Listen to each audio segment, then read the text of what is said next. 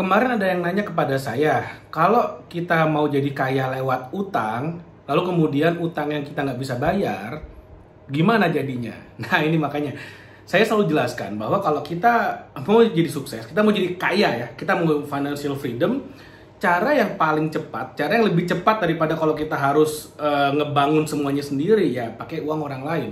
Karena ya memang kenyataannya seperti itu, semua orang terkaya itu pasti menggunakan uang orang lain, OPM, other people's money, atau mereka berhutang. Jadi prinsipnya simple buat kamu yang belum pernah dengar, saya jelasin di sini. Prinsipnya gampang banget. Kita pinjam uang, lalu kemudian uangnya kita berhutang ya, intinya ya, kita berhutang, kita investasikan, lalu kemudian hasil dari investasinya itu adalah untuk membayar cicilannya. Gampangnya gini, misalnya pinjam uang 100 juta. Lalu kemudian dari pinjaman 100 juta, kita harus bayar misalnya per bulan 2 juta. Nah, bagaimana caranya supaya dari 100 juta ini kita bisa menghasilkan uang minim-minim 3 juta. Supaya 2 jutanya buat bayar cicilan, 1 jutanya masuk kantong.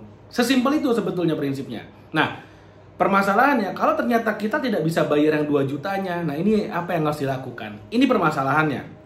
Nah inilah yang makanya saya selalu bilang hati-hati, berhutang itu ibarat pedang bermata dua, tapi yang mata pedang yang ke arah kitanya itu lebih tajam, ada racunnya juga. Harus hati-hati banget mengelola keuangan, harus hati-hati banget mengelola hutang. Nah, satu keterampilan yang kita harus miliki sebelum kita berhutang atau kita menggunakan uang orang lain untuk kita menjadi bebas finansial, atau kita berinvestasi dengan uang orang lain, kita harus memiliki kecerdasan finansial yang tinggi. Nah, maksudnya apa kecerdasan finansial itu?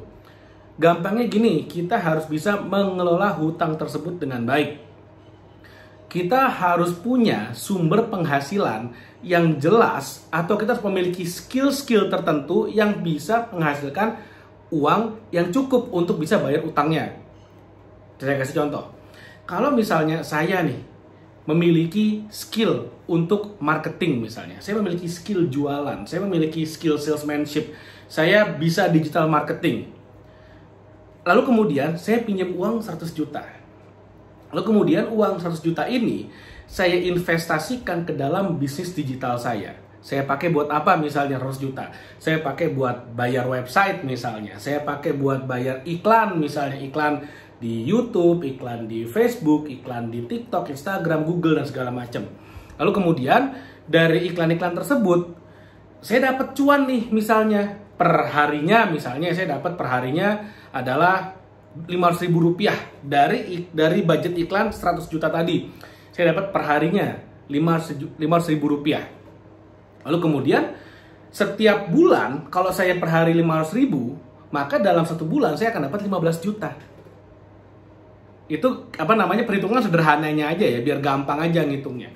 Pertanyaannya, kalau saya dapat omset per bulan 15 juta, lalu kemudian dari omset tersebut misalnya untung saya adalah 30% misalnya ya, net profit saya misalnya 30% dari omset 15 juta. Artinya saya akan dapat net profit 4,5 juta setiap bulan. Ini contoh aja. Nah, dari 4,5 juta yang saya dapetin, apa yang saya lakukan? 2 juta itu saya pakai buat bayar cicilan utangnya tadi. Lalu kemudian sisa 2,5 jutanya yaitu masuk kantong saya. Jadi sekarang make sense. Saya minjem 100 juta, saya harus bayar cicilan 2 juta sebulan. Lalu kemudian si 100 jutanya saya investasikan di bisnis online saya. Dari bisnis online saya menghasilkan net profit 4,5 juta, di mana 2 jutanya saya pakai buat bayar cicilan dan sisa 2,5 jutanya masuk kantong saya. Pertanyaan kemudian, kalau saya lakukan hal seperti itu, artinya saya bisa mencetak uang 2,5 juta. Bener-bener out of thin air gitu ya. Jadi bener-bener tanpa modal, karena saya pakai modal uang orang lain, saya bisa menghasilkan 2,5 juta per bulan. Sesimpel itu. Prinsipnya kaya dari hutang itu sesimpel itu. Itu belum termasuk misalnya dari 2,5 juta yang tadi saya dapatkan, saya invest lagi di saham, lalu kemudian dari saham saya dapat income lagi dan segala macamnya. Itu nanti sambil jalan tuh bisa dijalankan, bisa dilakukan lebih dalam lagi, bisa diputar lagi uangnya. Atau misalnya uang 2,5 jutanya saya putar lagi di iklan supaya iklan lebih banyak lagi, omsetnya makin gede lagi, cuannya makin banyak lagi, itu juga bisa. Tapi pada intinya, kalau kita mau kaya dari hutang, kita mau bebas finansial dari hutang, ya kita harus punya skillnya. Jadi kebanyakan orang ya denger video, denger edukasi itu setengah-setengah doang, lalu kemudian langsung main hajar aja, oke cari utang sana sini, lalu kemudian berharap dari utangnya itu bisa jadi financial freedom. Ya nggak kayak gitu caranya.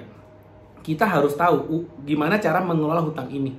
Kalau kita nggak bisa, ya hati-hati, kita malah terjerat utang, malah lebih buruk lagi jadinya. So, pastikan kamu punya skillnya, pastikan kamu invest dulu layar ke atas sebelum kamu bener-bener terjun ke dalam berinvestasi, apalagi pakai hutang, pakai uang orang lain. Pastikan kamu invest layar ke atas, pastikan kamu punya skillnya dulu. Makanya kenapa saya menulis buku ini. 69 Strategi Marketing dan Branding. Karena di buku ini kamu bisa belajar bagaimana cara jualan, bagaimana caranya marketing, bagaimana kamu bisa memiliki satu skill yang sangat penting yang bisa menghasilkan uang banyak. Jadi kenapa saya bikinnya marketing dan branding? Karena skill ini adalah salah satu dari beberapa high income skills. Skill-skill atau keterampilan-keterampilan yang kalau kamu kuasai betul, bisa menghasilkan income yang besar untukmu. Makanya saya memilih untuk menulis buku ini. Saya sharing di sini ada 69 jurus. Kamu bisa pakai beberapa, nggak usah semuanya. 1, 2, 3 aja sebenarnya udah bagus banget.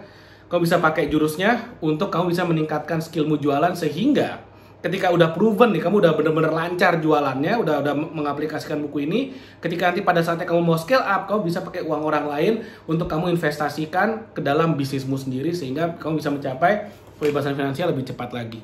Oke, mungkin itu yang mau saya share, mudah-mudahan bermanfaat. Jangan lupa like video ini, share video, dan subscribe YouTube channel ini. Oke, thank you, dan sampai ketemu lagi di video berikutnya.